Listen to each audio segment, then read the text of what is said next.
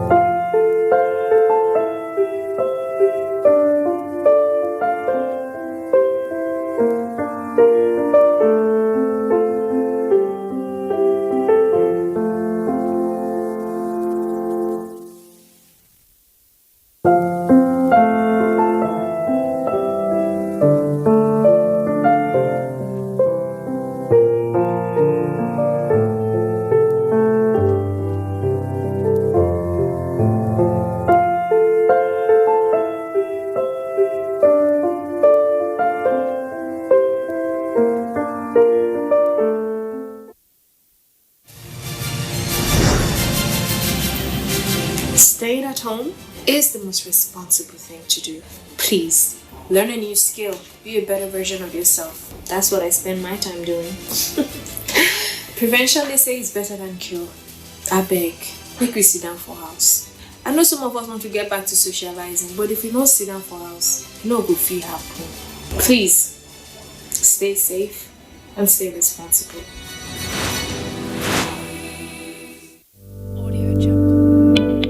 Coronavirus is real. Steps to avoid this pandemic. Wash your hands regularly or sanitize your hands. Keep social and physical distancing. Avoid crowded places. Stay at home unless absolutely necessary. Don't touch your eyes, nose or mouth if your hands are not clean. Avoid the spread of coronavirus. Coronavirus is real. The main way coronavirus spread is when infected people sneeze and cough. Small droplets of fluid expelled by cough or sneezes are laced with viruses looking for new respiratory tracts to infect. When a sick person sneezes around someone who is healthy, the virus can land in the nose, mouth, or even the eyes, causing an infection. Symptoms can include fever, cough, shortness of breath. Symptoms may appear within 2 to 14 days. Seek medical advice if you develop symptoms and have been in close contact with a person known to have COVID-19, or if you live or have recently been in an area with ongoing spread of COVID-19. This message is brought to you by the Nigerian Television Authority, NTA, Africa's largest television network.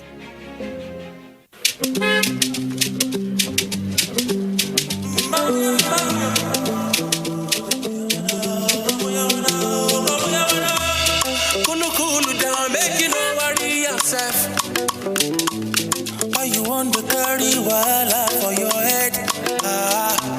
No be only you get matter for your mind. No. Forget your worries, don't on the door yourself. My brother, free your mind. Enjoyment, don't be crying. Trust the lead to live your life and be free. Free your mind with Airtel Smart Talk and enjoy calls to all networks at a flat rate of 11 kobo per second. 7 naira fee on the first call of the day applies. Dial *315# to join. Trust the lead to live your life, free your mind. Airtel, the smartphone network. In this time of despair, our country, Nigeria, needs us now More than ever, we stand a chance to save our great country Nigeria. A chance to rise up from this pandemic stronger and better.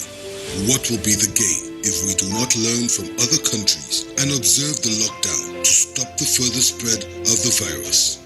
If we loosen our guards and allow this virus doom our very existence, then what have we gained? This is the call to every Nigerian to unite as one and stop the spread of this deadly virus. Stay at home and stay safe. Remember, the virus doesn't move unless we move. This message is brought to you by the Nigerian Television Authority, NTA, Africa's largest television network.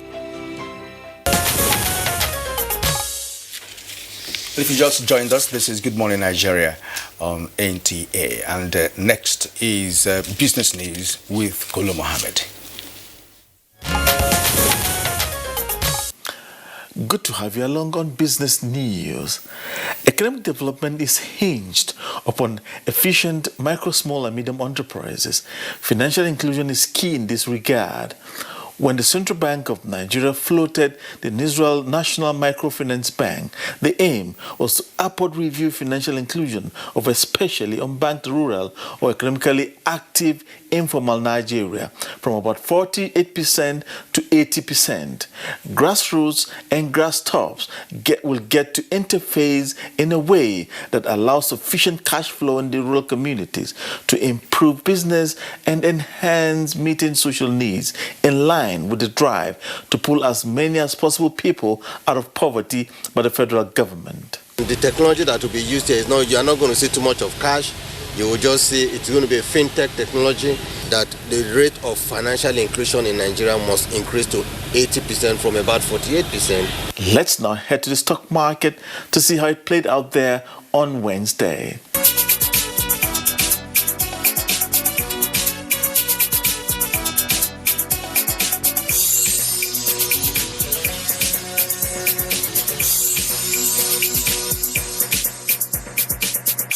I am Kolo Muhammad. Many thanks for your time. Stay safe. Many thanks, Kolo Mohammed, for the business package. Next is newspaper review.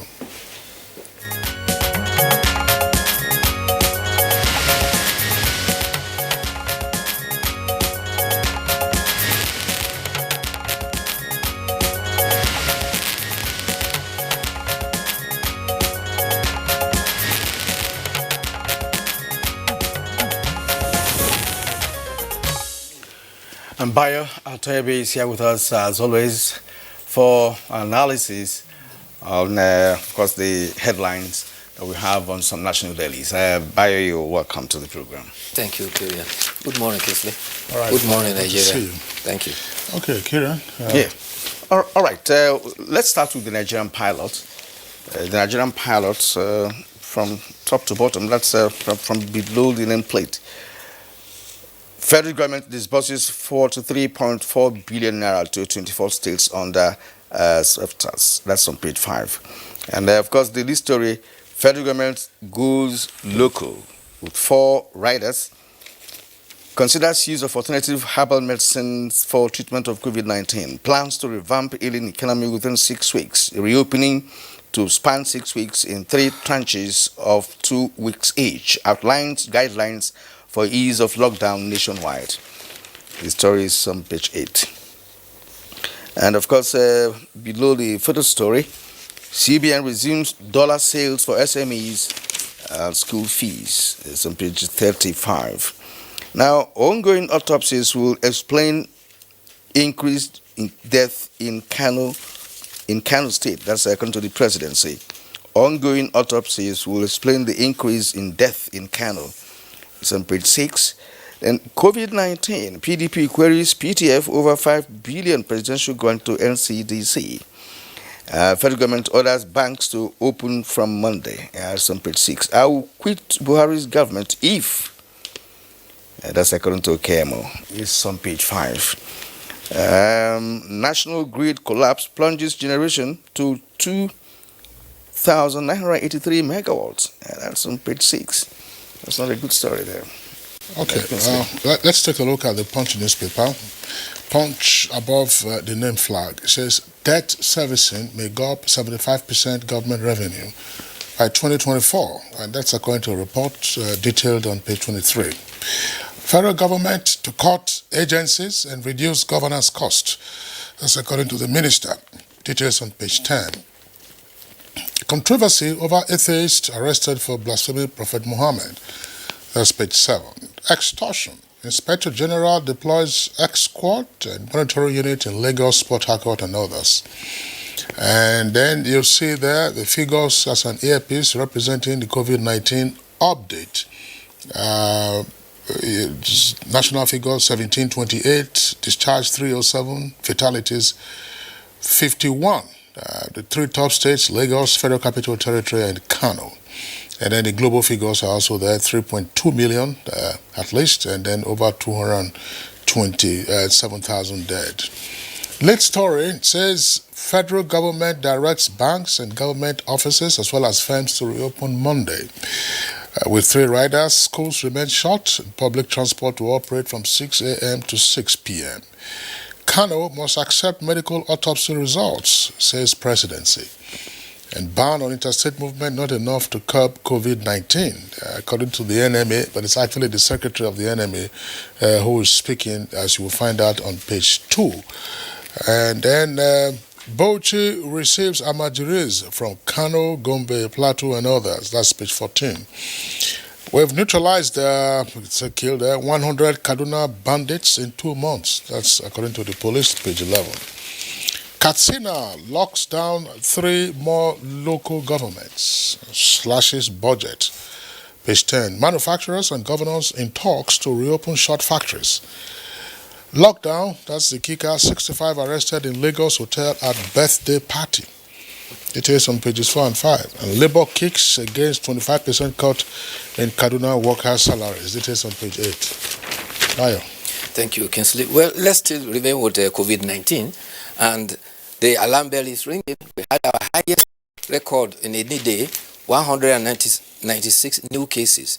This was gotten from 12,004 samples across the nation. That's about 14% of the people sampled tested positive. This has increased the total number of positive cases to 1,728. Unfortunately, we have increase in death that has brought the death toll of our competitors to 51. The infection has now spread to Yobe. Yobe has recorded an index case, bringing it to 34 states that have so far been affected. 2 states have not recorded any infection at all. That is Kogi and Cross River State. And that on itself is already generating some controversy. The Kogi state governor was on record to say that, well, if there are no positive cases in Kogi, Kogi State will not be irresponsible to these people to report any of such. And the Commissioner of Health in Cross River State is also branding a social media text message indicating that they should have the courage to report positive cases so as to win millions. Something has to be done about this fake news. I think one easier strategy is to adopt the conventional journalism approach. A journalist who writes a story has his byline, so he's not anonymous.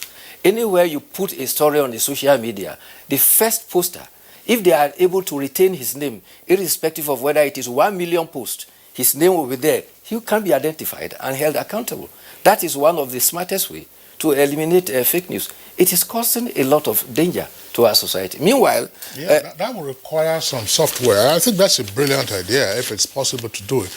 But certainly, I mean, that's a way to walk back to the originator of a copy. But it's a high tech. Yes. It's a high tech effort. But as you said, it's a long route. But as you said, if there's an origination, if there's origination of a story or of an idea, then it ought to have a trail to say that this thing is coming from this person, and the more you post it, the more it comes out that this is the originator of it. I believe that is software developers, WhatsApp or others, might think about this. Yes. The other development is the easing of the lockdown. With effect from Monday, there will be some respite. The Presidential Task Force has indicated that there will be openings. For instance, there will be opening of banks between the hours of 8 a.m. to 2 p.m. And at the 22nd briefing of the Presidential Task Force, they gave indication that when banks open, social distancing, temperature monitoring, as well as hygienic measures must also continue. Some ministries, government ministries, departments, and agencies too are to resume. However, this will be based on specific grade levels and on specific days. To continue to sustain their economy, some critical construction, manufacturing, as well as pharmaceutical and agricultural processing will also have to resume. Be that as it may, security is also to enforce serious measures and to ensure that social distancing is observed. However, across the nation, the curfew is from 8 p.m. to 6 p.m. and it is effective across all the states. And the chairman of the Presidential Task Force says that this easing will be done 2 weeks consecutively across 6 weeks so that the coming back to normal will be gradual. But in the interim, all necessary measures to be taken to ensure that the gains we have registered are not lost. Well, the gradual opening is the ideal thing to do because locking down the economy for too long will be quite devastating on the national economy. But again, we also have to take cognizance of the fact that we're still recording coronavirus on a daily basis. And well, we're not praying for any exponential level of this pandemic.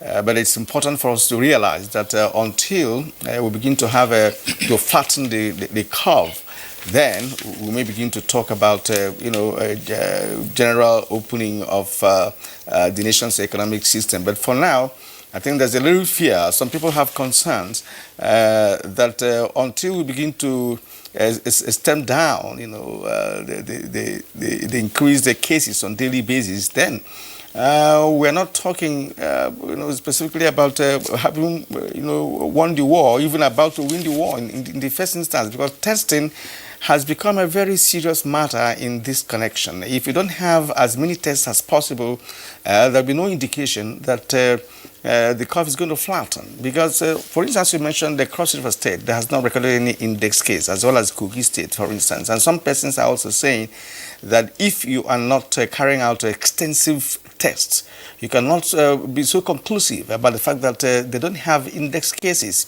Look at what happened in Enugu a couple of days ago. Somebody who traveled from Kano down to Enugu, and incidentally, the person resides in a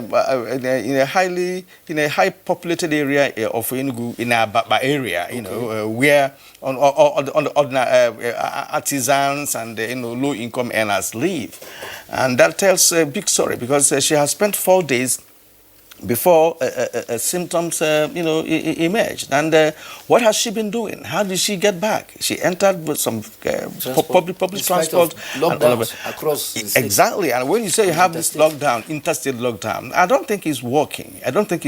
And as Kingsley was saying earlier on, see, this time around, we don't have to joke with this, especially the subnationals. It cannot be the same story of when subnationals do not adhere to policies coming from the federal government. This time around, anything about COVID-19 is concurrent. Right, so you have to play your own part. And if you don't play your part, then it's going to be a problem. Yeah, talking about cooperation, there's another indication from Cross River that also is very worrying.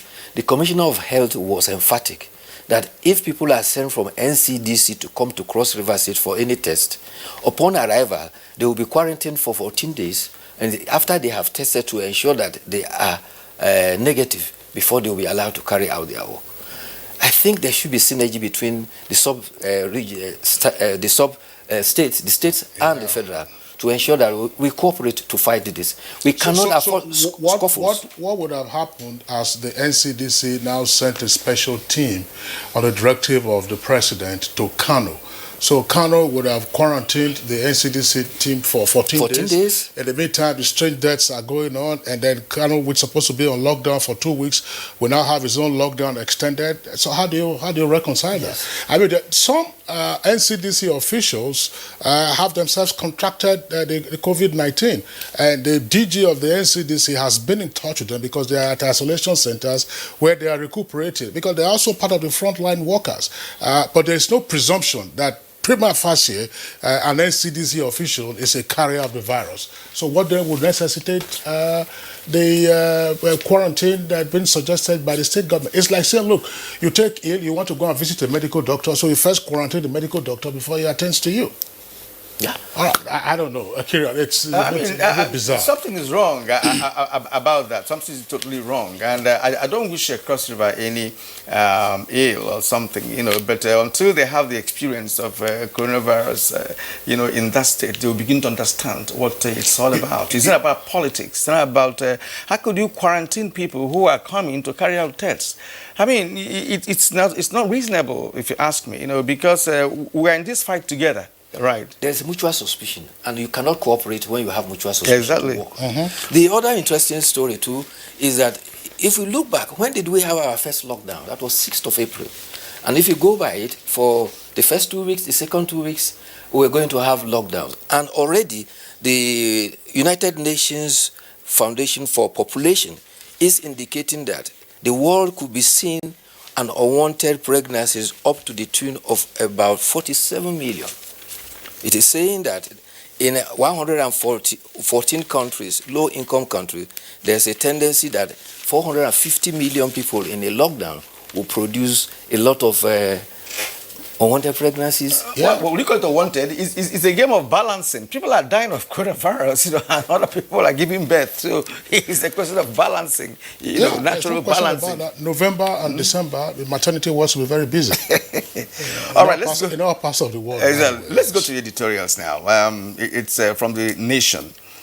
Necessity. That's let's take advantage of local COVID-19 inventions to develop R&D. That's research and development. We've been harping on this for a while now, on how Nigeria can, on its own, develop locally made medication that can address COVID-19. The editorial is talking about efforts being made by some universities, as well about Obafemi Awolowo University that has something to offer. Also, it's talking about also Bayero University, Kano.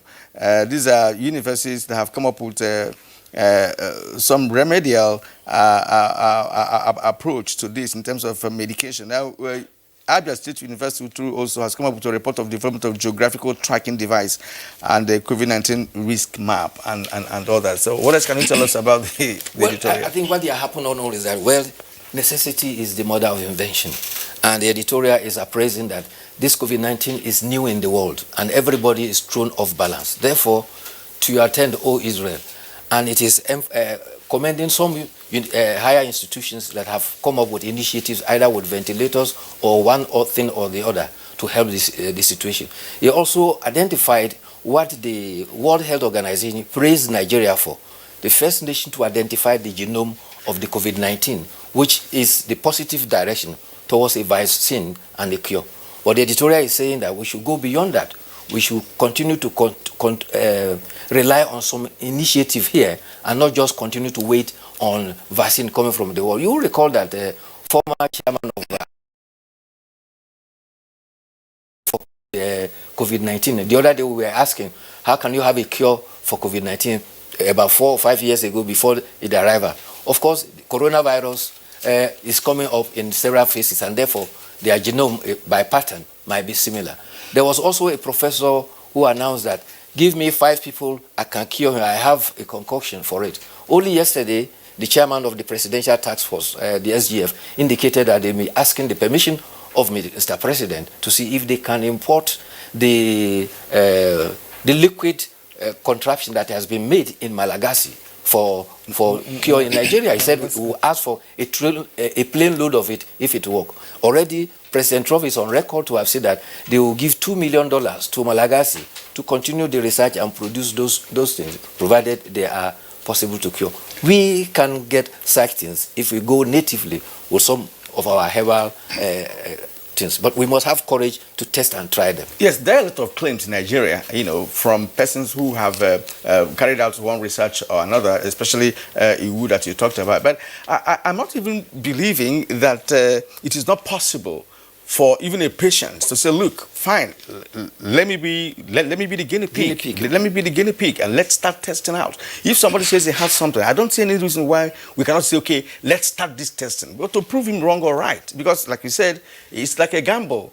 Globally, people are trying all manner of medication in America. Even for a vaccine, it takes about a year or two for it to come out. But now, the World Health Organization has bridged it. 2 people have come out for tests. One, unfortunately, has died. One has accepted the vaccine, and they are watching him. All right. Bayo Toyobe, would like to thank you. You referred to Malagasy. That's an old name for Madagascar. Madagascar is an island off the Indian coast of the African continent. Yes. Well, the SGF, I hope, that wasn't another instance of him being misquoted or just a joke that has not been taken to be a serious point.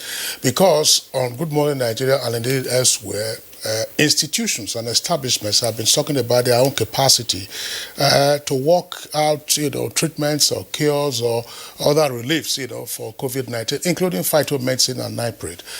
Pax Herbal, which is a monastery in Edo State, have also done some things.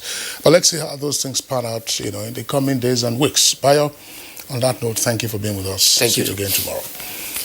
All right, it's Good Morning Nigeria, reaching you live on the network service of the Nigerian Television Authority. We'll take a short break now. When we return, we'll get ahead with our reports and discussions on how some states are dealing with COVID-19.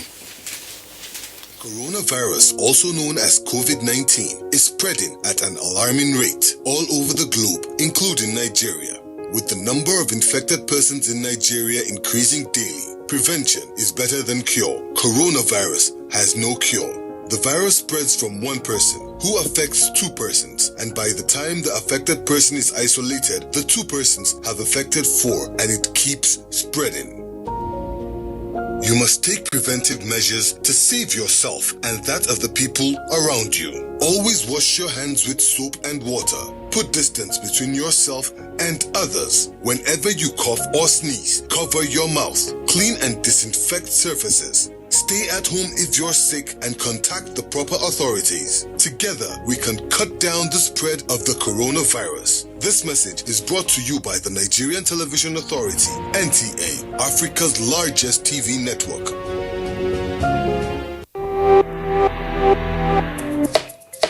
Welcome, dear. Have you washed your hands? Inside my house again. This thing not the key black man. I don't know if it's misinformation or poor hygiene that will kill you first. Coronavirus is real, and good hygiene practice will save your life. Anyway, no hand washing, no eating. I will not take care of it. How's one of the parents?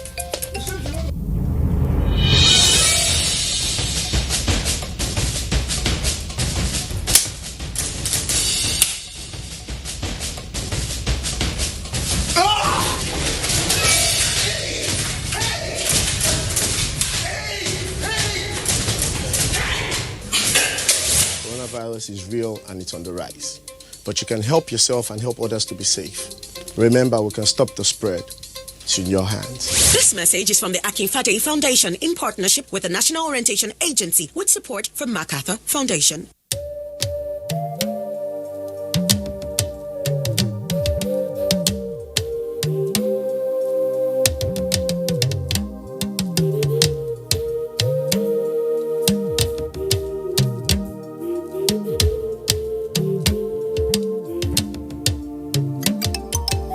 Do you not know that our enemies have no face? They are indigents of no state. They come from no place. And if this boat capsizes, every one of us will go under. So when the drums sound, let everybody answer. Do not say, I am the Iroko when the forest is burning. Do not say, I am the Obeche when the forest is burning. Our differences will not stop us from perishing together. So when the drums sound, let everybody answer.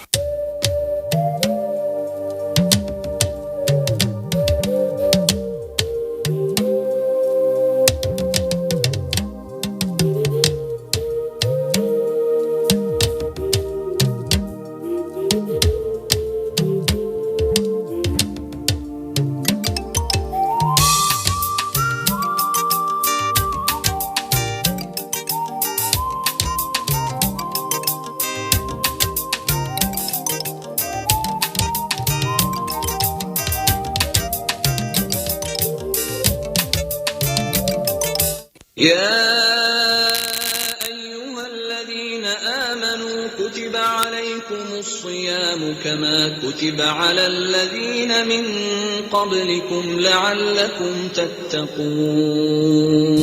The glorious month of Ramadan is here again, and we at Al Habibiyah Islamic Society once again call on all faithful to observe the physical and social distancing directive of the government to curb the spread of COVID-19.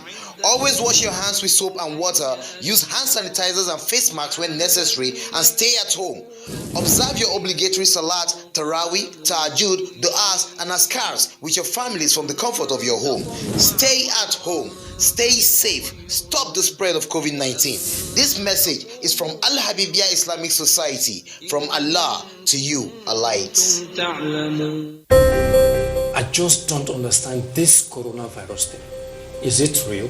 See, coronavirus, known as COVID-19, it's a global problem and has killed thousands of people in China, Italy, Spain, UK, US, and other countries around the world. Okay.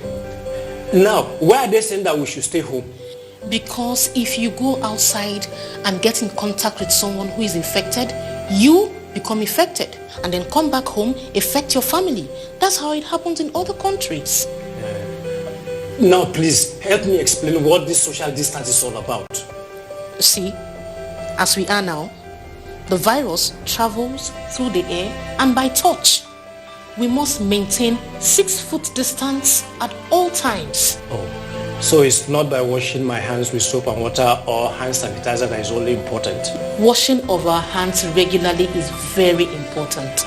But we must come together and fight this virus like we did Ebola. It is our responsibility to each other.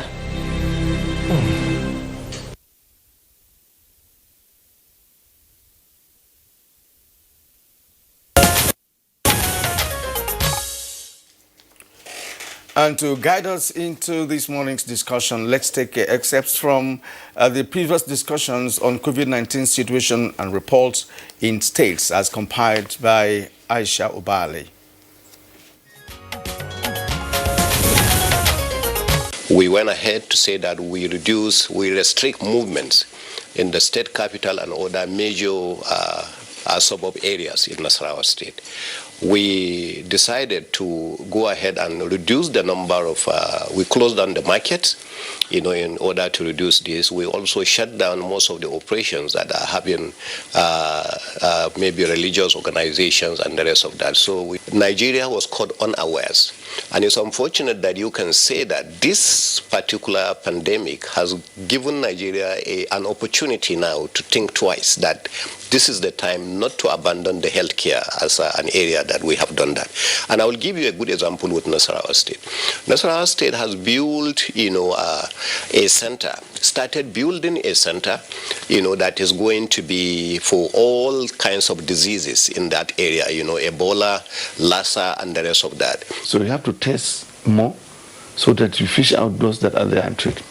Now, coming to the question you asked earlier concerning the lack, that is why NCDC said, if you have any history of travel or symptoms, come forward and get tested and self-isolate until the result is out. It's difficult to pack everybody and keep in one place. We don't have the resources. We are not ready for that. But with right information, that look, if you travel outside and come back from an area of pandemic, or you have contact with somebody who is infected, please get across to the state EPIT unit and get tested. While the results is being awaited, please stay alone. Isolate yourself until the result is out. So this is the only way. I'm also happy to announce that Anambra State has what is called a mega lab. That is to say, a laboratory that can test 500 samples at the same time. It is located at the State University. It is actually from Abbott Laboratories, USA. The only difficulty we're having is that it doesn't have regents. Regents are now being ordered. We are also working on the Federal University Teaching Hospital in Inewi. We are assisting it so that it can also become a testing center. By the time we have these two, plus our latest technology, we should be in a position to assist other states. Happy that very helpful Nigerians are also partnering with us. We have received so many donations in the form of food commodities. We have received so many support from individual corporate entities that made some medical supplies available to us. So this is helping government to really extend the campaign.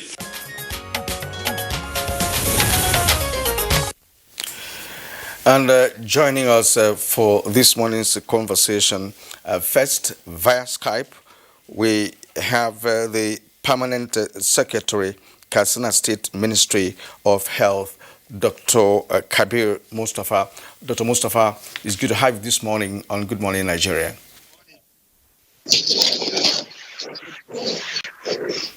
All right, and also with us this morning via Skype, from Cross River State is Dr. Beta Edu. He's the State COVID-19 Task Force Chairman and Commissioner for Health. Good morning and welcome to the program.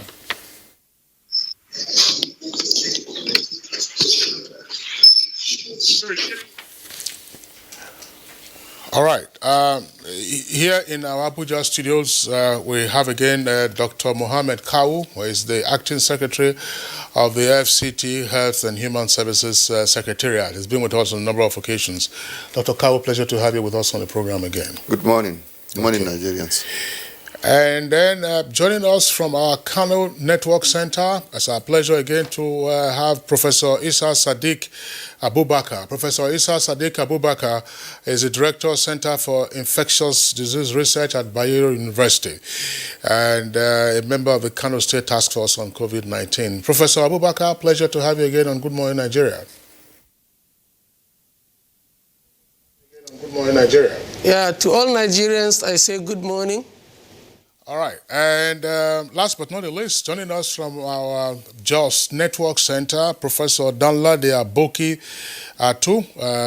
Professor Atu is the Secretary to the State Government of Plateau and also the Coordinator of the Task Force on COVID-19. Professor Danladi Atu, pleasure to have you with us on the program. Good morning, Nigerians. Welcome to this platform.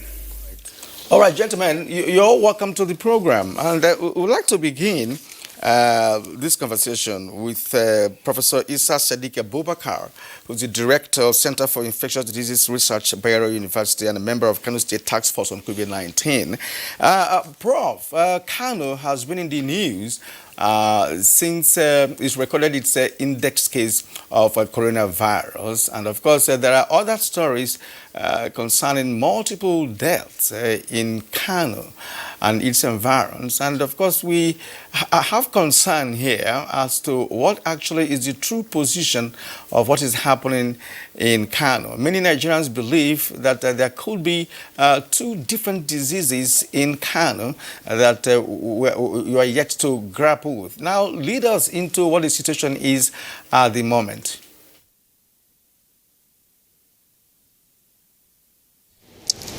Okay, thank you very much. The situation in Kano calls for a lot of concern.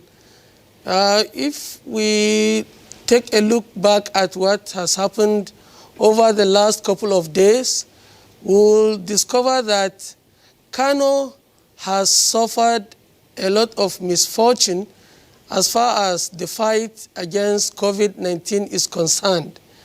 Within a very short time, Kano started noticing the first case and the number kept rising, whereas other states like Lagos and even the FCT and Ogun states have started having their own index cases much earlier than Kano, and their own rise, although not too good also, But our own situation in Kano was much more rapid than their own, to the extent that Kano is now on the top 3 as far as the number of cases are concerned. And then we came to a stage where we have noticed a number of deaths, majority of which we cannot explain, but then we can make some hypotheses as scientists. We are now living in a situation where we are having cases of COVID-19 being recorded at an alarming rate, and then on another side we are having our people, especially the elderly, losing their lives. So for any health worker and a scientist, it is very easy for you to draw conclusions, although not on only one point, but you can accept the fact that this could be multifactorial. However, COVID-19, we cannot divorce these dates from COVID-19, whatever other conditions we may consider. So the best thing is for us to accept the reality at hand, and that is why the state government has instituted a panel to conduct verbal autopsy. And I am aware of different groups within Kano and even some outside Kano also organizing different studies using different methodologies to try and see if they can pinpoint the diseases or whichever factor contributing to the number of deaths. But as I said earlier, COVID-19 is a significant factor for us to consider. If I am to give you an example with the hospital where I work, that is Aminu Kano Teaching Hospital, it is the apex hospital in Kano as far as provision of healthcare service is concerned. In that hospital, we are noticing a large turnout of patients with respiratory illnesses, and some of them are having illnesses affecting other organs, which from literature we have noticed are related to COVID-19 as a disease. And some of these people, whether or not they have been tested, are losing their lives. And a good number of them are elderly. And these are all points in tandem with the type of patients who are losing their lives as a result of COVID-19. We had a misfortune in the sense that at the initial inception, after the task force had started its work, a number of our members, including the co-chair, got infected and they were out of the scene. And that took us unawares. So it took us some time while we are grieving to come up and reconstitute the task force, and then the fight continued. And the second misfortune we had is that which affected the testing laboratory, where some reagents got finished, and while attempts were made to quickly restore that abnormality, then 3 of the staff working in that laboratory got infected. So the laboratory had to be decontaminated. And all this took us to a situation where for over a week or close to that, we were not testing. And it was incidentally within that period that we started noticing massive number of deaths. Unfortunately, because of that, we were not able to get most of these people tested, and the fact that majority of them died at home made the matters worse. So we were not able to pinpoint, at least take samples for COVID-19 at that stage. However, within the past 2 days, the laboratory is now back to function, and in fact, the second laboratory, which is under Bayero University, is coming up. The NCDC personnel have come.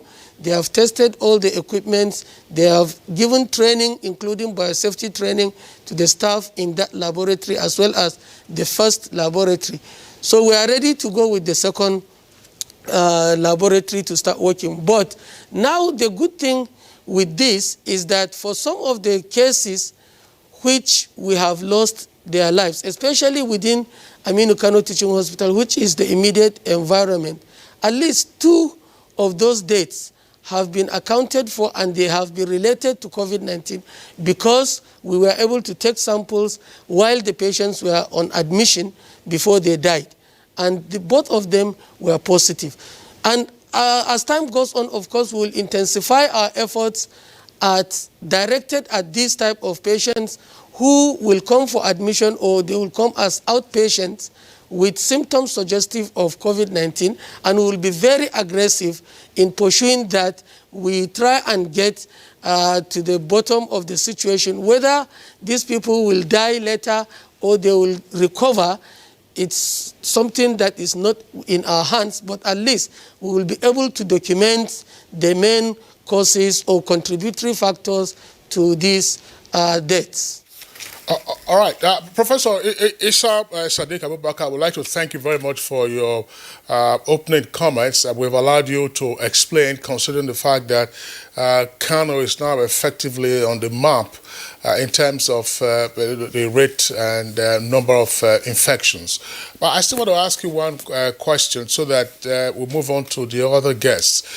On Monday, President Muhammadu Buhari indicated that Kano had become a state of national interest on account of the spike in unexplained deaths, which we have also talked about. And the presidential task force followed up by indicating that, look, they were going to deploy a special team to Kano. So what has happened with the special team deployed from the federal system to Kano, in addition to the lockdown, which is supposed to help decelerate community transmission? Are people obedient to the lockdown or still milling around, particularly in the old city itself?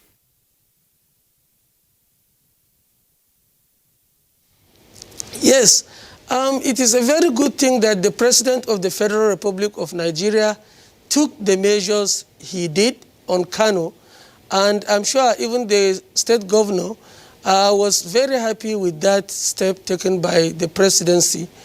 A delegation, a high-powered delegation, was sent under the leadership of a permanent secretary working with the federal government. That's Dr. Nasir Sani Gorzo, one of the seasoned health experts we have in the country, who has worked extensively in public health. People like Professor Abdusalam Nasidi, Dr. Mukhtar, and a number of them were here, including the Director Health Services of the Federal Ministry of Health, and a number of staff from NCDC and other centers like Irua Specialist Hospital with some good level of experience in handling some of these emerging and re-emerging diseases.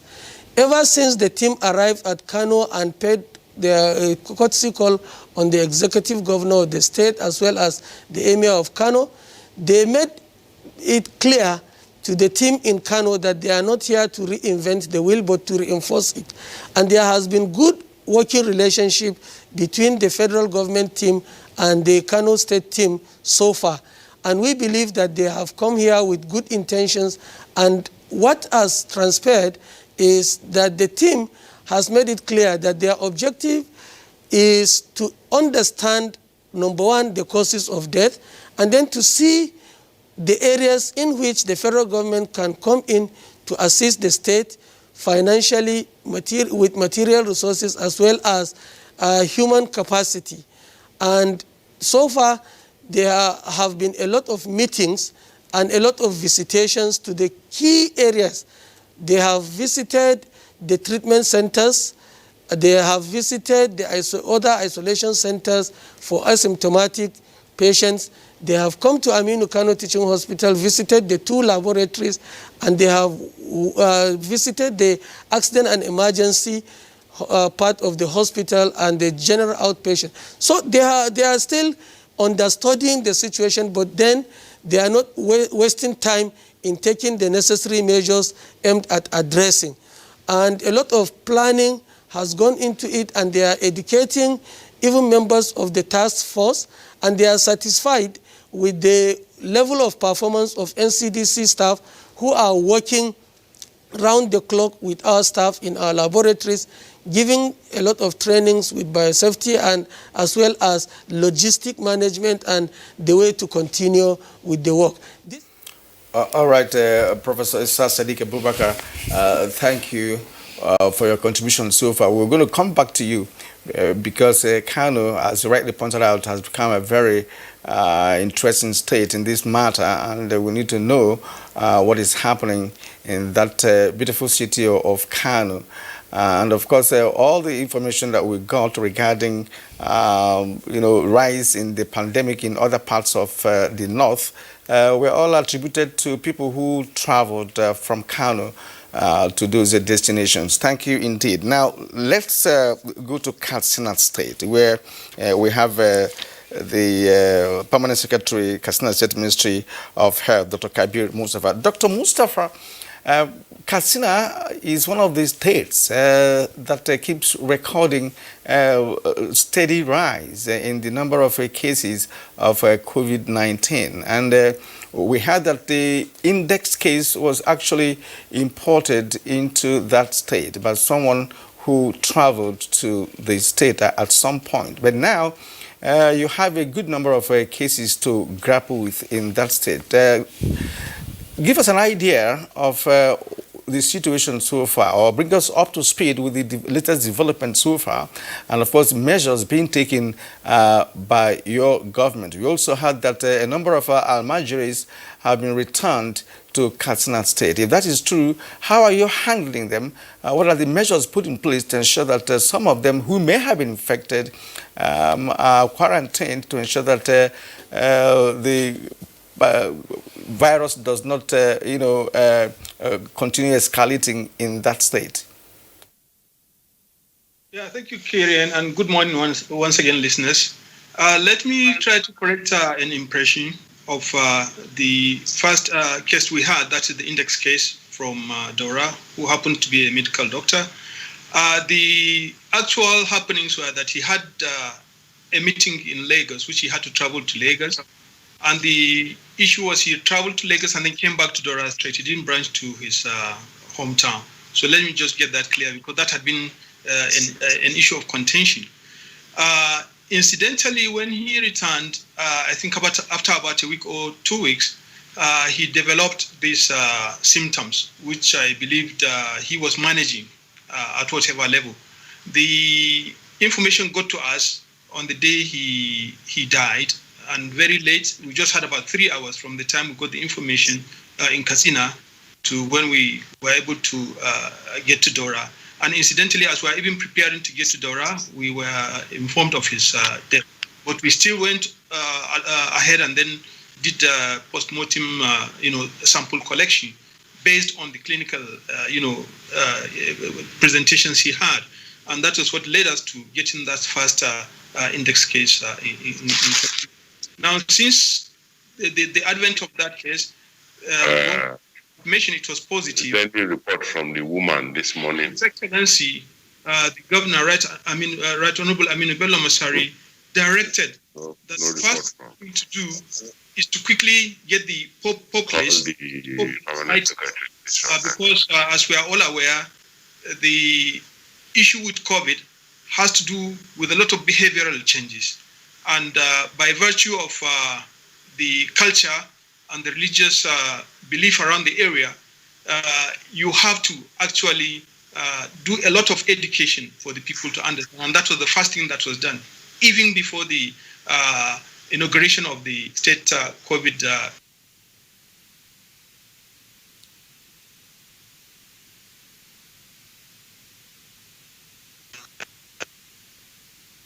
All right, it appears we've lost Dr. Kabir Mustafa, who is the Permanent Secretary of the Katsina State Ministry of Health, joining us via Skype. Now we understand. Okay, all right, it's back. Dr. Kabir Mustafa, please continue from where we seem to have lost you. We're talking about public enlightenment as a key to engendering behavioral change amongst the people. And then immediately that was done, then we had the state task force, which was headed by His Excellency, the Deputy Governor. And immediately that task force was inaugurated, issues were brought about on how do we really address this COVID-19.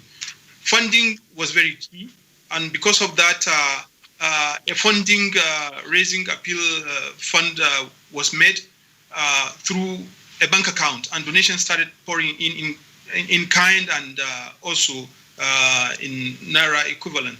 So with that, we would been able to fix our system. Now, the first thing to do was also to comply with the federal government's directive in identifying centers where caregivers would be readily available. And for that, we had a quick interaction with the Federal Medical Center in Katsina, where their isolation center was ready to receive any such patients.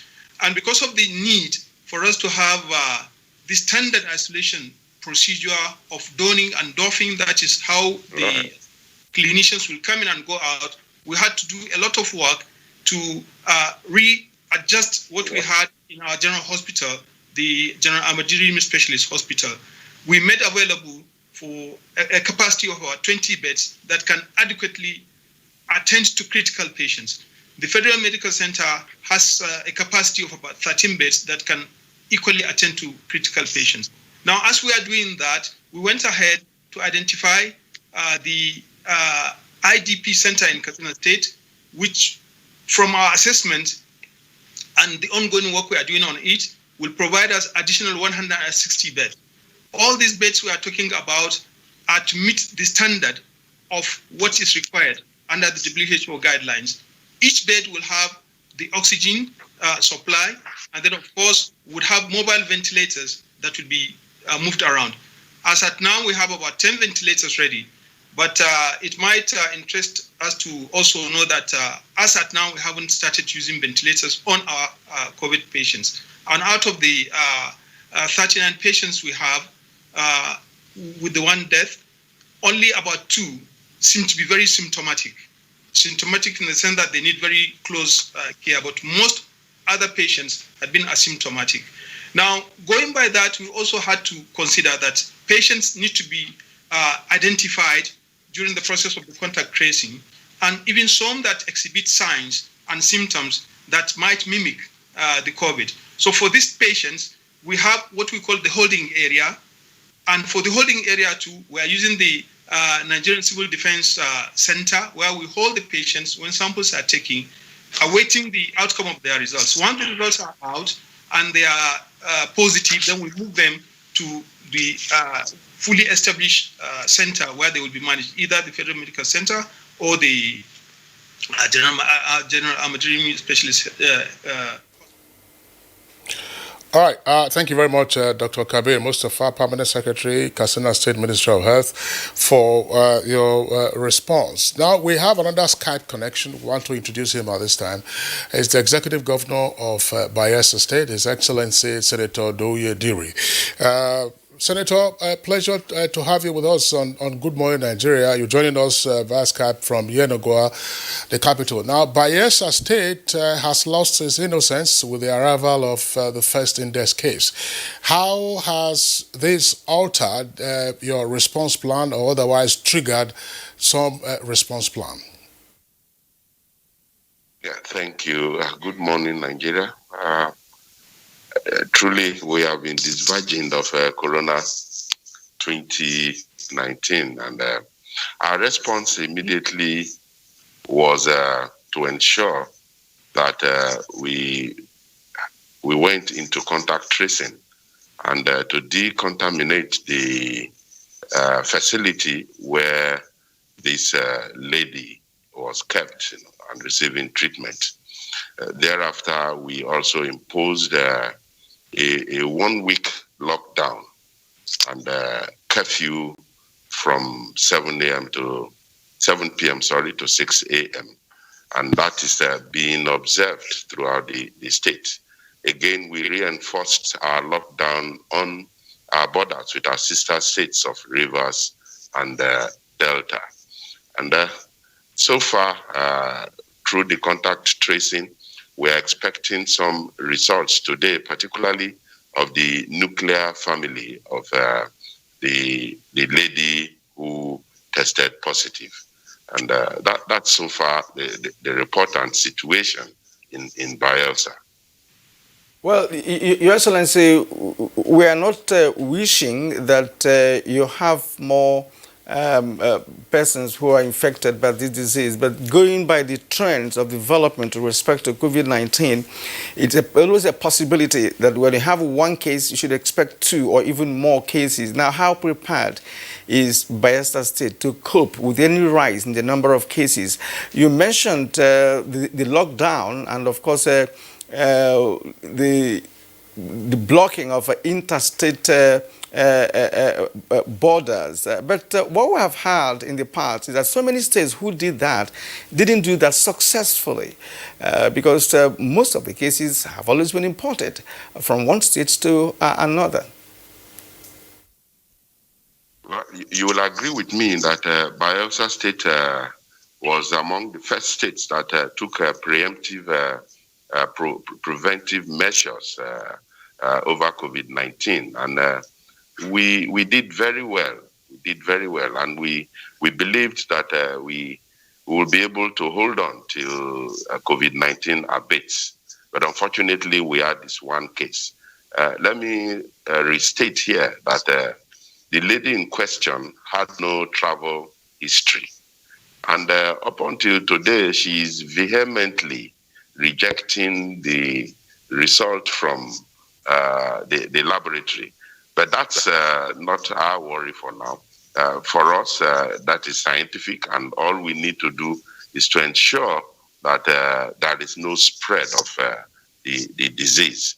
And so we have isolated her nuclear family, the nuclear family members, and we have gone on to the tracing of all contacts. And for us, what we have done so far, it's adequate, and we are believing that the spread in Bayelsa will be controlled.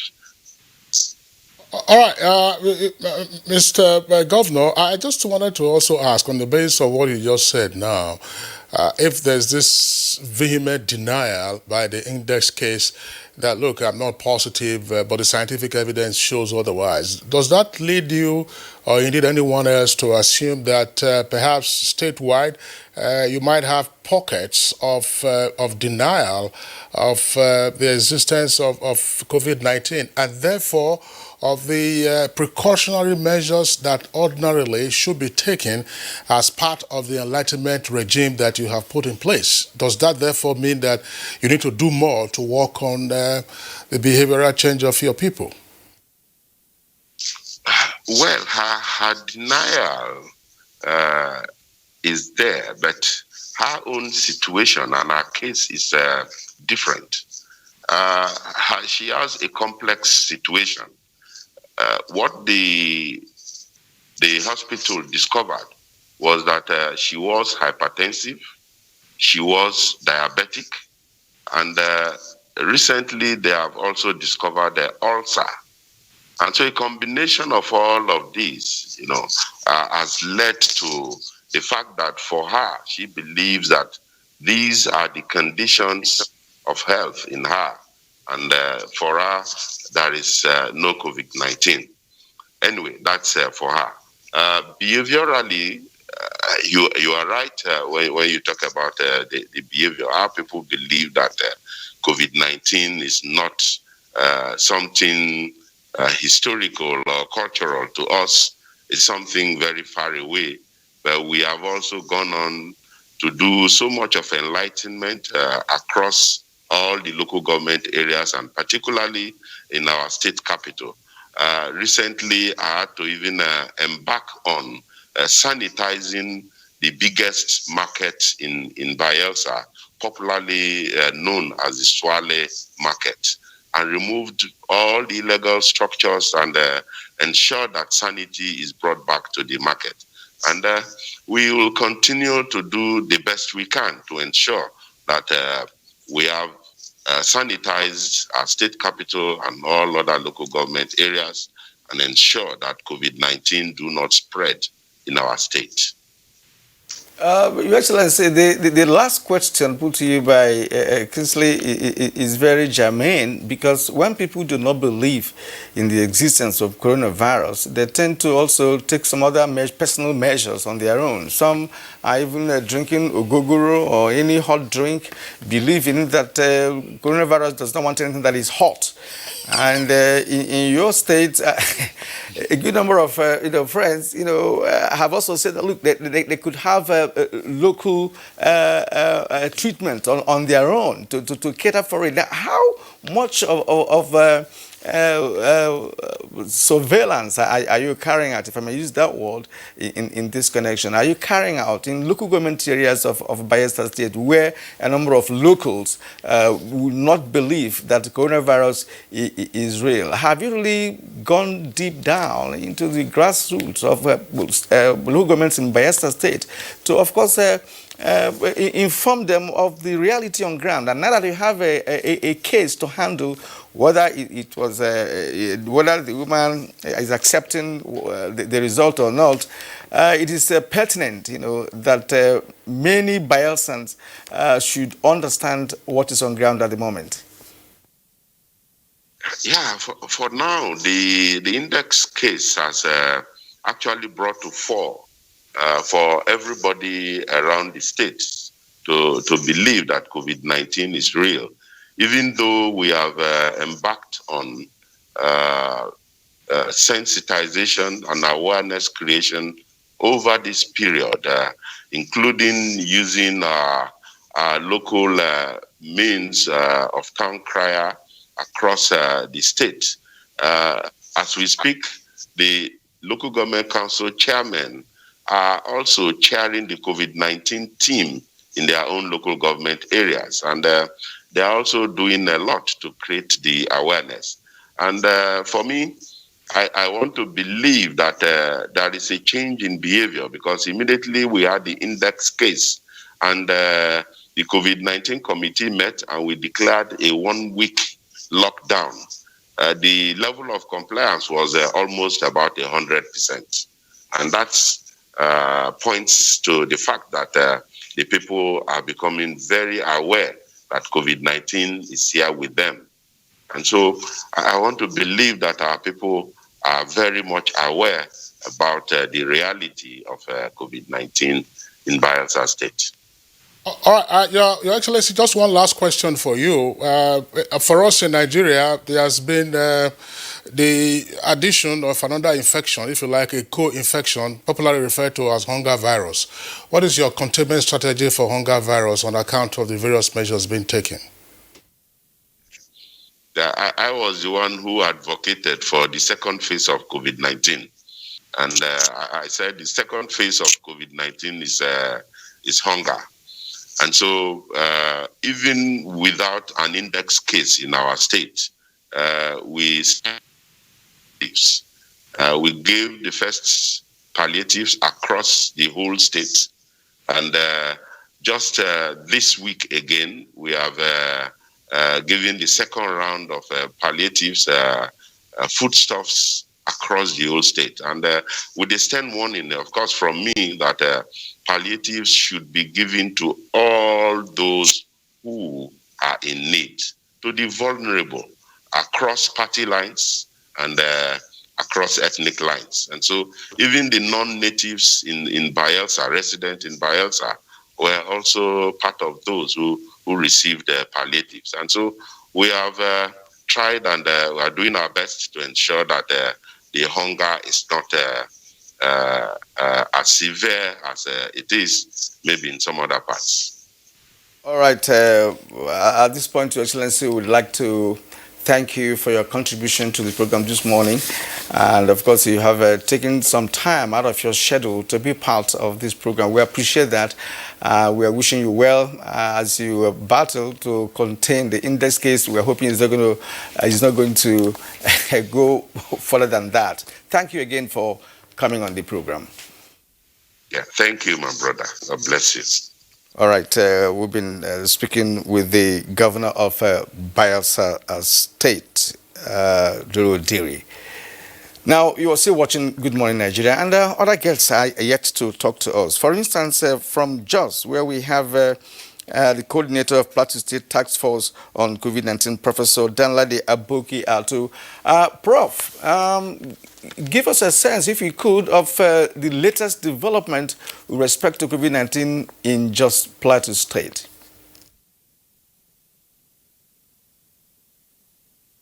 Well, thank you for bringing us on this platform.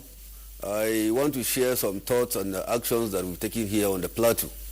Recall that when the news of this pandemic hit the shores of this country, the governor of the state came out with a composite approach to address the issues on ground, particularly on the idea of adopting preventive approaches. It is these preventive approaches that saw us putting in place some structures, such as the subcommittees emerging, committees of awareness, because at the heat of this pandemic, there was this some kind of behavioral patterns that they seemed to be negative. Some were disposing some negative approaches to it, saying that it's not real. And what the government did is to engage stakeholders on discussions and awareness. And that saw us creating committees on awareness and sensitization, creating committees on health services, creating again a subcommittee on enforcement. Another one too has to do with border management. Now all of this emerged as a product of engagement with stakeholders in the state. Now here on the plateau, the governor is the chairman of the task force himself. That's to show the seriousness to which he attaches to this. And the committee sprang into action about 3 weeks ago. And at the point of this sensitization, when we found out that the Lagos and Ogun, FCT were becoming epicenters of the spread, we saw the need for us to tidy up our state too by adopting some harder measures. And the governor quickly undertook a facility tour of the health facilities on the plateau to ensure that isolated centers are established. One was at Jos University Hospital. The other one was at specialist hospital at the state hospital. And of course, the third one is at Bingham University Hospital. Now, all these centers were based in Jos, and they all have facilities for isolation. Now, after the facility tour, we were made to understand that they have deficiency in terms of ventilators and so on, and other equipments. We had so far purchased 12 ventilators and distributed to them, and that's to add to the ones they had already. And other compressors and other facilities have been purchased, and BPE equipments. Now, these are put in place so that we become ready in case of this spread hits us. Now, last week when we had an index case, we further tidied up our belt by adopting harder measures. We locked up the state, locked up our boundaries to ensure that, because the index case we had actually came from elsewhere, not from within. And so we discovered that the interstate movement has been facilitating this kind of spread. We now close all our borders.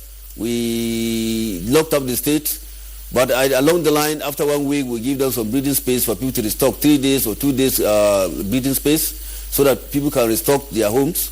And we want to tell Nigerians that Plateau State have been complying. We want to appreciate the people of Plateau State for cooperating with government in this regard. When we had an index case, what we did was to, again, isolate the entire immediate family. The immediate family are now under quarantine, and they are cooperating very well. In fact, even the community, the immediate community, has even have adopted a self-isolation to safeguard themselves from that. We have so far opened up more quarantine centers. We have one at the NYC camp, the other one in Bakiladi, and we are opening this week. We are opening another quarantine center in Shandam to take care of the southern senatorial zone, and of course the one in Mango is taking care of the central zone. But when we are adding another one in Panjim too in central zone, the idea is to spread it because the contact tracing capacity is being increased now. So we are having people who even report with the level of sensitization that has taken place. Communities even report cases when they see new faces coming in, they see people exhibiting strange features, they quickly alert the health expert who will now trace them and bring them to these quarantine centers. Again, at the border posts, once you come into Plateau State, we have to quarantine you for 14 days, after which we release you to join your families or your loved ones. This, however, there are exceptions to the rule. Of course, health experts who come to assist us in the state, normally they are allowed to do that. So far, this is what we've been doing on Plateau State. And in the first week of this, the first week of our lockdown, what we did was to decontaminate the whole state, particularly public places, markets, motor parks, banks, public offices, and the rest. We decontaminated the whole state in that respect, addressing all this across the 17 local governments of the state. So this is what we've done for now. All right. Thank you very much, Professor Danladi Atu there, for giving us the situation report with regard to Plateau State and its response to COVID-19. We'll come back to you later in the course of the conversation. Let's now go to Calabar. That's the capital of Cross River State, where we have Dr. Betta Edu. She's joining us via Skype. She's the State Commissioner for Health, as well as Chair of the State Committee on COVID-19. Honorable Commissioner and Dr. Edu, well, congratulations. Cross River hasn't recorded any case. So you will tell us what the secret is. But bear in mind what the NCDC has also said, that send more samples for analysis, and then let's see what the final results will be. That's one leg. Second leg, your governor, His Excellency, has also been in the news for what some persons have already described as his controversial approach to either the development of a serum or a vaccine. In all, how is Cross River approaching this? Thank you very much. And it's to speak to Nigerians. First and foremost, I think Cross River State should, at this point, be commended for all its efforts to be able to curb the COVID-19 in our dear state. A lot of work has been done. If you followed the trends very clearly, you would recall that Cross River State was amongst, in fact, the very first state in Nigeria that basically set up its EOC and started deliberating on how to prevent this virus in our state. We did extensive work on sensitization as early as January, when there was no recorded case in Nigeria, no recorded case in Africa. I remember doing a jingle and putting on TV as early as January, and everybody thought that was too early. We don't have a case. This is just for Asia, so why bother? We went detailed sensitization, meeting with religious leaders, community heads, of course, traditional rulers, and of course, setting up systems where the town criers can get this information out to our people at the hinterlands. Beyond this, I'm sure you can recall that we were the very first state in Nigeria to begin the screening of persons coming in through our local airports. At this point, Nigeria had not even recorded a single case. What I would expect would be some form of commendation from the federal government or the NCDC to say, well done, you started on time, you've done a whole lot. My governor was the first in Nigeria to say, no mask, no movement. If you don't use a mask, you cannot move. At that point, he was highly criticized to say that the mask does not provide any form of protection for persons from the outbreak. Today, the president in his speech has clearly said that if you must go to public places, you must use a mask. All of these preventive measures were put in place by our state and even more. And then we're not being supported. We're not being supported by the federal government. We're not being supported by NCDC. We get very few things in terms of getting kits, sample collection kits. We are a population of 4.5 million persons. and then you're getting 50 to 100 kits, and then you expect that we can do community sample taking, and so of course we're doing surveillance already, but we take samples from only persons who have met criteria, and everyone who has met criteria thus far, we've taken their samples, we've sent to the lab, and the results have come back negative. We want to continue to push with these preventive measures. Remember, we have a lot to face. The governor released about 50 vehicles, which was sent to the various borders across the state, both the international and the interstate border. We have over 50,000 Cameroonians trying to find their way into Cross River State. And if we don't take these measures to ensure that we keep them out, then we would be up for a lot of trouble. Remember that Cameroon have figures rising close to 2,000 as we speak. I do not mind, of course, every case which we find or any suspected case, we'll definitely send the samples. We've had to send samples of people who don't even meet the criteria just to up the numbers. And of course, at this point, it would be important for the federal government and of course NCDC to step in and see how they can support Cross River State to do more. I do not love the pessimistic approach which insists that every state in Nigeria must have. Let's rather be optimistic to view that we should be proud of the fact that there are states in our country that do not have the virus and do everything possible to keep these states in that status. It's important for us as a country. We should not take pride in saying that more states have recorded more cases. That should not be a thing of pride. And I'm sure if Nigeria as a country, like they have already started doing, imbibe some of the steps which we have taken already, including the complete closure of interstate borders, and then, of course, preventing people from infections coming into your state, it would reduce the numbers. Of course, the curve will begin to flatten out, and we would be done with this whole episode of the coronavirus. That being said, Dr. Betta Edu, you've spoken well so far, but I'm inclined to asking you one more question, and that has to do with some of the issues that you raised. It is not yet Uhuru, even as we're not wishing Cross River State to have any virus case presently. You have about 4.5 million people in Cross River State. If people don't move without masks, have you been able to provide the masks for the 4.5 million people in Cross River State? Of course, noting, of course, the fact that you don't just use one particular mask on daily basis. You use some of them are disposable, and I'm not sure that you now have the type of masks that one could perhaps wash and reuse again. On the issue of NCDC, which you're saying should come and assist you, we also heard that your state has said that even if the NCDC staff comes to your state, they should be quarantined for 14 days.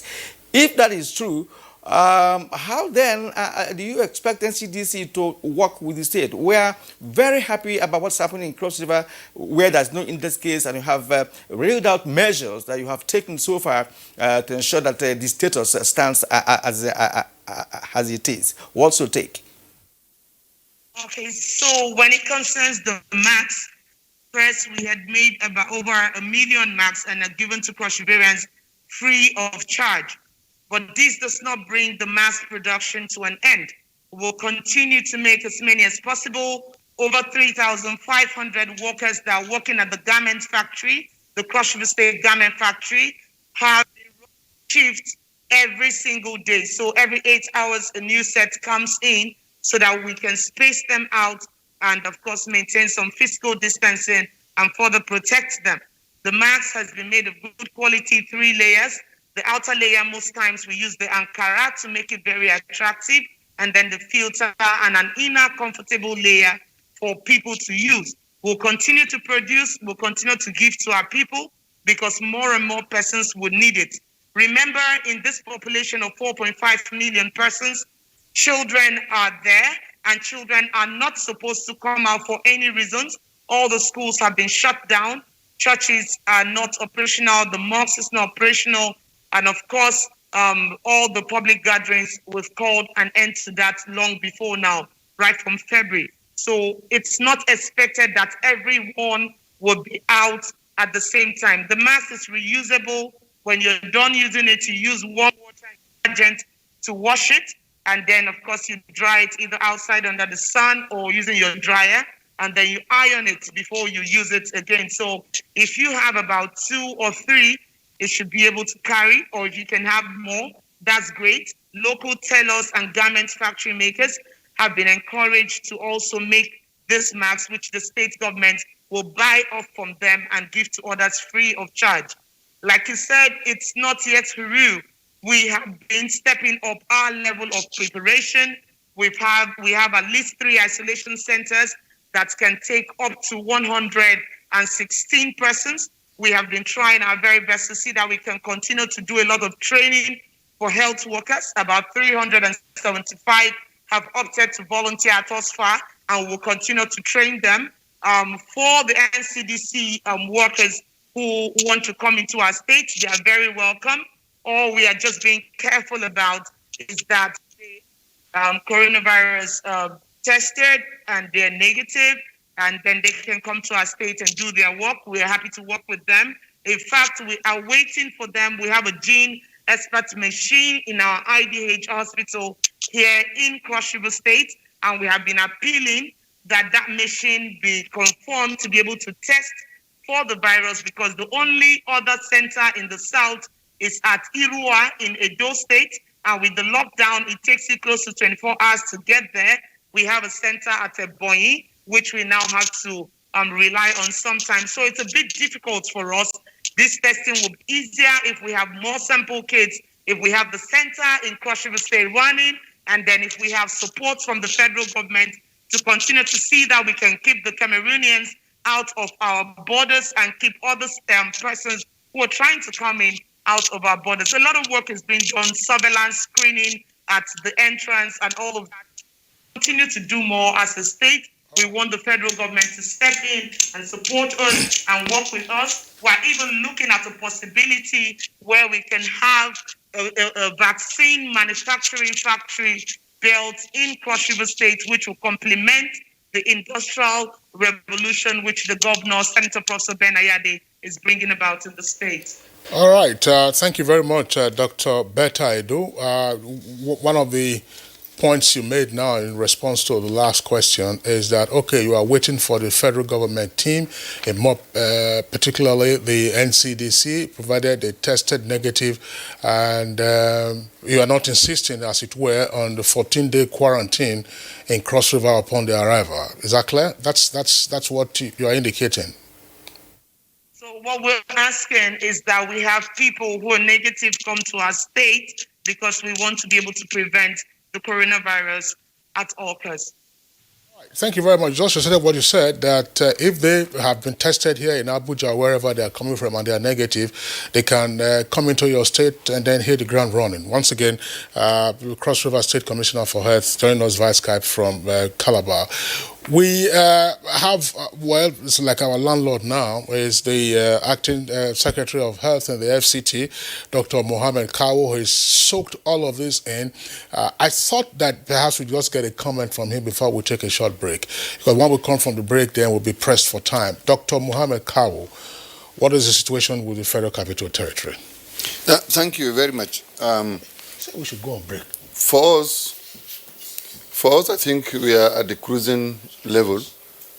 We have stabilized, not in terms of number, because the number is still rising, but we have gotten to communities. We are testing massively. We are getting results from the communities. We have enough beds for those that would be infected. Almost all our centers are ready. We have also decided to give the communities masks to wear should they come out and interact with others, because with the confirmation of the community infection or transmission, then you need to do something about that.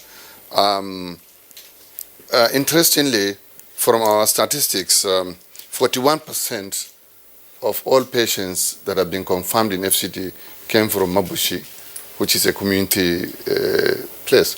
The next being Wuse ward, which has about 15%. I mean, Maitama 14% and other places. Incidentally, 90% of the cases are in municipal area council, with only 2 in Buari and 1 in Gwagwalada.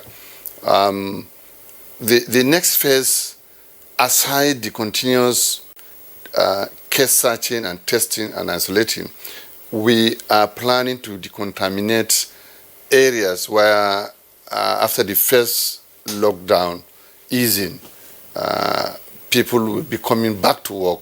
So we ensure that all the places are being decontaminated. But what we're going to do in FCT is those public places, private places that are buoyant, we just supervise them. We direct that they decontaminate the big hotels, the big offices, while government decontaminates government buildings and other places where people will be trooping into or coming into, and also to supervise and ensure that physical distancing, temperature taking, and hand washing are maintained while people continue to come. There's a presidential directive of easing, so what is most important is to ensure that when the easing comes, we don't bring more cases into the system. So that's what's happening. Now, you mentioned Mabuchi, who's perhaps another suburb that you mentioned, Buari or something, right? See, the federal government intends to, ease the lockdown. How do you intend to handle the situation? Because if some people would have to come to the city to work when the lockdown, is a little bit relaxed from next Monday, how are you going to handle the situation? Because one, people who live in other suburbs like Maraba, Nyanya, Karo, and the rest of them will have to come to town to work. So what is the plan that FCT has, respect to this, and to see how you can manage the number of persons that will be coming to the city to work? Because of course, when people begin to move, we have moving buses, taxis that take overload and what have you. And you haven't done any testing yet, say in Lugbe or say in Gwarimpa and elsewhere? Presently, testing ongoing in all the suburbs, Lugbe, Nyanya, and all the places, because we have increased the teams and they have been dispatched to all these communities. But most importantly, I think if you listen to the SGF, they have outlined means of curtailing massive number of people coming in, and that buses are supposed to be monitored, that you can't have more than this. The taxis, you cannot have more than this. So there are outlines and processes and procedures on how to ease the lockdown. So we are not expecting massive trooping. Even the civil servants, you heard that there are going to be some grade levels that will be allowed to come. And not every staff they're supposed to come every day. Probably, finally, at the end of the day, they will say probably maybe the junior staff comes so maybe only once a week or so. So all these details is being worked out, but it's not the complete coming. All right, Dr. Muhammad Kawu, and we're taking a short break now, and after that, of course, we'll begin to wrap up the program.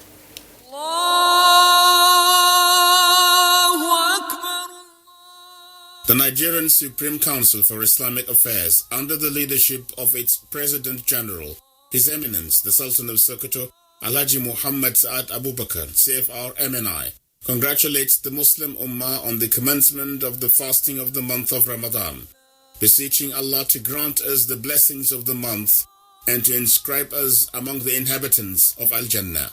The Council has directed the suspension of congregational Taraweeh prayers, Majalis al-Tafsir, Quranic sessions, and i'tikaf seclusion in the mosques during the month of Ramadan, Islamic scholars and organizations are to employ the electronic media for dissemination of tafsir and other da'wah activities. Janazah, washing, shrouding, prayer and burial of Muslim victims are to be carried out by officials of the Nigeria Center for Disease Control, NCDC, and other government health officials.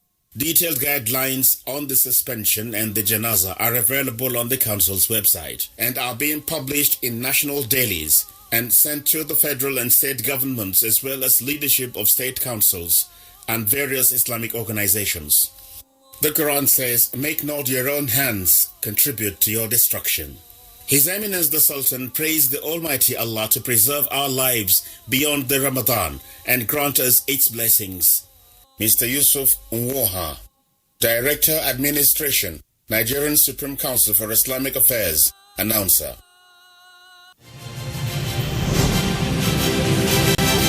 It's time to take responsibility. So I'm staying home, watching videos and learning as well. We are all aware of the pandemic hitting the world today. The COVID-19 virus is real. A big thank you to all our health workers, doctors, nurses, everybody fighting this pandemic in their own way. Please stay home, save lives. Prevention is better than cure. Stay responsible. Nigerians, coronavirus is dangerous. It can kill. When you see this sign, high fever, cough, shortness of breath, drowsiness, pneumonia, don't panic, don't hide, don't embark in self-medication. Promptly visit the nearest medical facility. Report all cases to the nearest hospital. Prevention is key. Avoid contact with infected persons. Avoid crowded areas as much as possible. Wash your hands regularly. Use hand sanitizers. Your life is precious. Stay alive. Live long, live right. This message is sponsored by the Federal Ministry of Information and Culture and the Nigerian Film Corporation. Nigerian Film Corporation, powering possibility.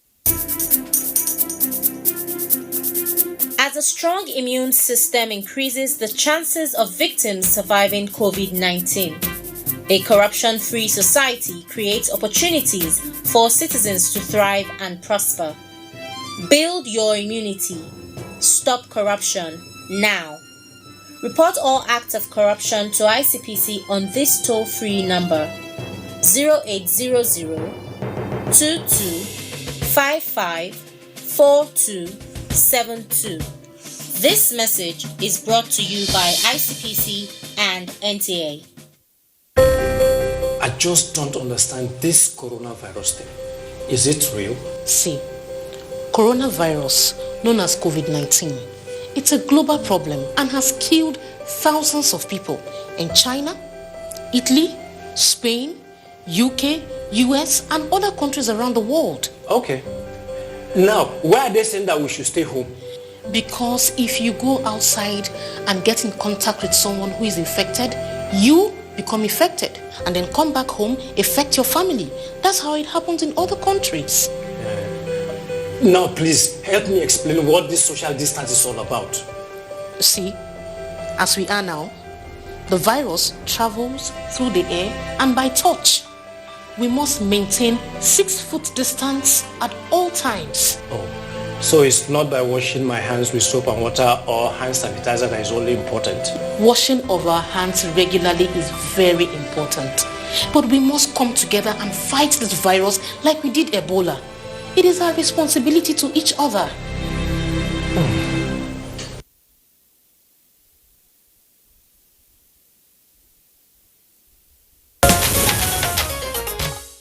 All right, welcome back, and it's still Good Morning Nigeria, live on the network service of the Nigerian Television Authority. We're on the last lap now, and let's rejoin Dr. Kabir Mustafa, the Permanent Secretary, Minister of Health in Katsina, still with us via Skype. Very briefly, tell us something. I mean, Katsina didn't have a total lockdown, as it were, from the reports that we had read in the past. Selected local governments were on lockdown. What is it that you intend to do now, considering the state of Kano, which is your neighbor, and with the allegations of dispersal of infection from Kano to elsewhere?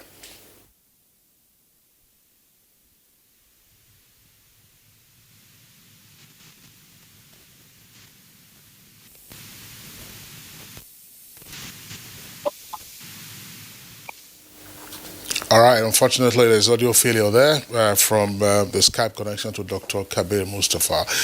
Well, let's go over to Plateau State. Plateau State, where the SSG, Professor Danladi Atu, is still with us in our studios. Professor Danladi Atu, I might as well ask you the same question. Plateau, of course, has a number of neighbors, but how effective might your surveillance be, and therefore policing of your boundaries, to try to stem infiltration of persons from heavily impacted locations?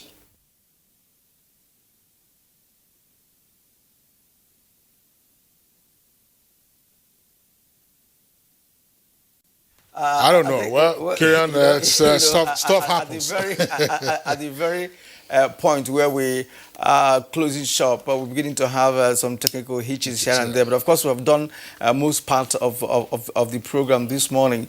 But before we just say goodbye, you have something to tell us, just in a few seconds, concerning what happened in Abuja a couple of days ago. Yes, last week we lost a staff nurse from Muse Hospital.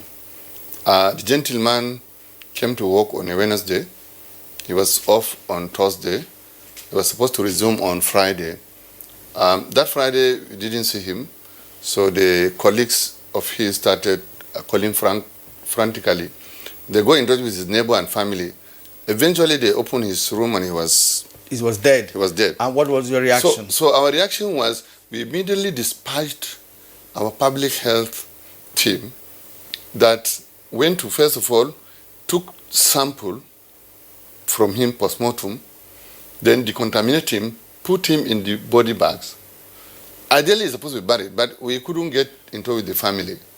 And we have the feeling it was not COVID-19 case. But it was negative after the test. So eventually it became negative. So what I'm saying is that it's very important. We'll keep it there, because there's no time to do that, right? But you are saying that such should be done in Kano, right? To be able to determine when somebody dies, you take a sample and do a test immediately. Yes. All right, thank you. Professor Issa Sadiq Abubakar has been with us a couple of times on Good Morning Nigeria. We may have to get him back at some point to feed us in. All right, Professor Issa Abubakar, you are right there.